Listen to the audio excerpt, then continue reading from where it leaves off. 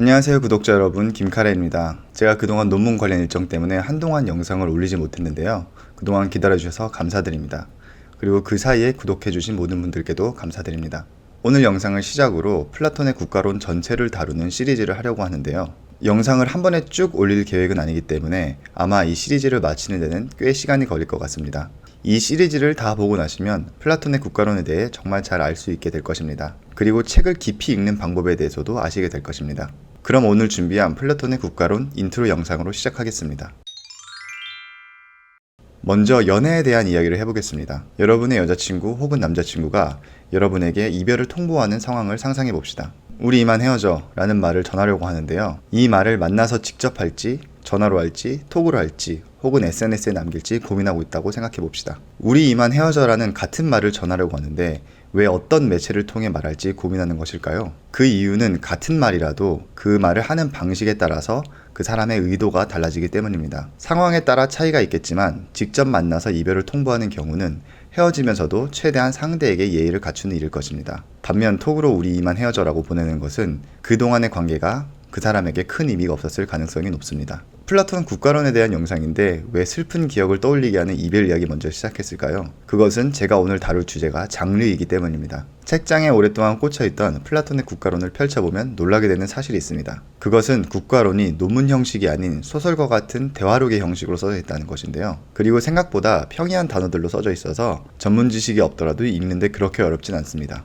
물론 대화들이 복잡하게 구성되어 있어서 잘 따라가려면 집중을 해야 하죠. 아무튼 우리는 국가론을 실제 공부해보기 전에 왜 플라톤이 대화록이라는 형식을 택했는지 생각해볼 필요가 있습니다. 먼저 플라톤이 책을 쓰기로 결심했다는 것 자체가 놀라운 일입니다. 플라톤의 스승인 소크라테스는 사람들과 직접 만나 대화하는 것이 철학하는 방법이라고 생각했는데요. 그래서 소크라테스가 서양 철학에서 가장 영향력이 있는 철학자임에도 불구하고 그가 직접 남긴 글은 한 글자도 남아있지 않습니다. 소크라테스는 일상에서의 대화를 통해 그리고 사람들과의 교류를 통해 진리에 도달할 수 있다고 생각했습니다. 그러니까 다양한 사람들의 의견을 종합해보고 다른 사람들과의 대화를 통해 나의 주장을 끊임없이 수정하는 과정을 통해 진리에 도달할 수 있다고 생각한 것이죠.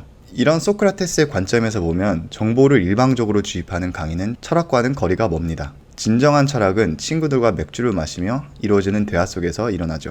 저도 이런 소크라테스식의 접근에 동의하는 편입니다. 그래서 여러분들에게 이렇게 정치 철학을 소개하는 영상도 좋지만 앞으로 구독자가 더 많아지면 라이브 방송을 해보고 싶습니다. 아무튼 플라톤이 대화록이라는 장르로 국가론을 쓴 것은 소크라테스의 철학하는 방법을 최대한 유사하게 모방한 것이라고 할 수 있습니다. 사실 혼자서 생각하는 것도 다른 사람과 대화하는 것과 유사한 방식을 띱니다. 나의 주장을 생각해보고 이를 비판하는 다른 주장을 생각해보고 이런 과정을 여러 번 거치면 좋은 주장을 만들어낼 수 있게 됩니다. 우리가 흔히 볼 수 있는 수준 떨어지는 주장들은 이 과정을 전혀 거치지 않은 정제되지 않은 생각이죠.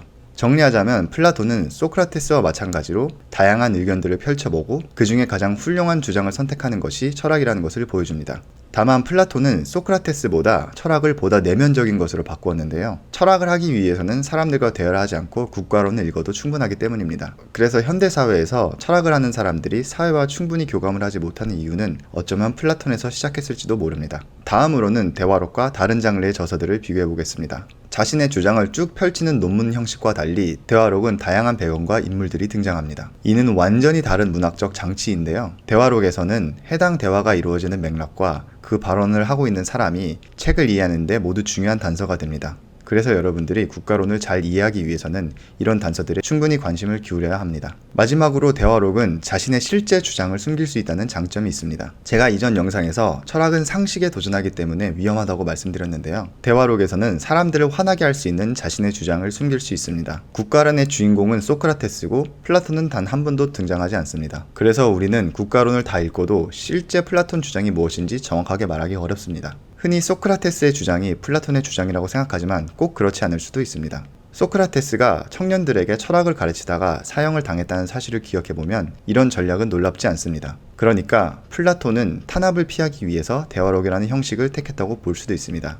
그래서 여러분들이 국가론을 읽을 때 플라톤의 과연 진짜 주장이 무엇일까 생각해보면 아주 흥미롭게 읽으실 수 있을 겁니다. 오늘의 인트로 영상은 여기까지입니다. 제가 다음 국가론 영상을 언제 올리게 될지는 저도 잘 모르겠습니다. 그때까지 국가론 1장을 천천히 읽고 계시면 아마 다음 영상을 더 재미있게 시청하실 수 있을 겁니다. 국가론 전체에 대한 스포일러를 살짝 하자면 국가론이라는 제목이 무색하게 국가론은 비정치적, 심지어는 탈정치적인 메시지를 가지고 있습니다. 오늘 영상이 흥미로우셨다면 앞으로의 영상에도 관심을 가져주세요. 질문이 있으시면 댓글로 남겨주시고 아직 구독을 안 하셨다면 구독 버튼을 눌러주세요. 감사합니다. 지금까지 김카레였습니다.